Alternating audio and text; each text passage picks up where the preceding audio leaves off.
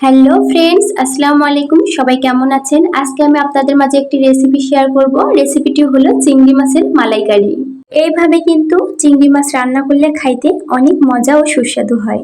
তো রেসিপিটি বানানোর জন্য এখানে আমাদের লাগবে চিংড়ি মাছ, নারিকেলের দুধ, পেঁয়াজ, আদা রসুন বাটা, গরম মশলা বাটা, সাথে আরো নিয়ে নিয়েছি ধনিয়া গুঁড়া, হলুদ গুঁড়া, মরিচ গুঁড়া ও লবণ।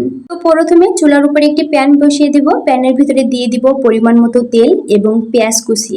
এই রেসিপিটি বানানোর জন্য কিন্তু সবসময় পেঁয়াজ বেশি করেই রাখবেন। পেঁয়াজটা কিছুক্ষণ নাড়াচাড়া করার পর এর ভিতরে দিয়ে দিব আদা বাটা, রসুন বাটা ও অল্প পরিমাণ পেঁয়াজ বাটা দিয়ে আরো কিছুক্ষণ নাড়াচাড়া করে নিব যাতে আদা রসুনের কাঁচা গন্ধটা চলে যায়। দিয়ে দিব অল্প পরিমাণ পানি যাতে মশলাটি পুড়ে না যায়। তো কিছুক্ষণ নাড়াচাড়া করার পর এর ভিতরে দিয়ে দিব হলুদ গুঁড়া, ধনিয়া গুঁড়া ও মরিচ গুঁড়া, সাথে দিয়ে দিব অল্প পরিমাণ তেজপাতা।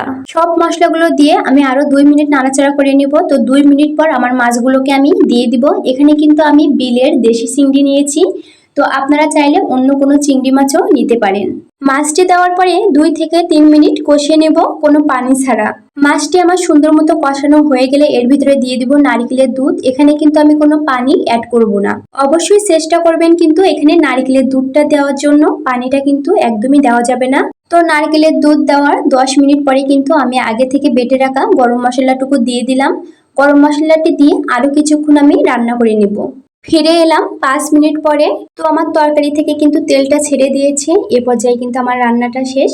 চেষ্টা করবেন সবসময় চিংড়ি মাছে মাখো মাখো ঝোল রাখতে। তো আমি এখন নামিয়ে নিব।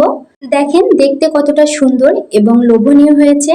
আমার রান্নাটি যদি আপনাদের কাছে ভালো লেগে থাকে প্লিজ লাইক, কমেন্ট, শেয়ার করে দিবেন। সবাই ভালো থাকবেন, সুস্থ থাকবেন। আল্লাহ হাফেজ।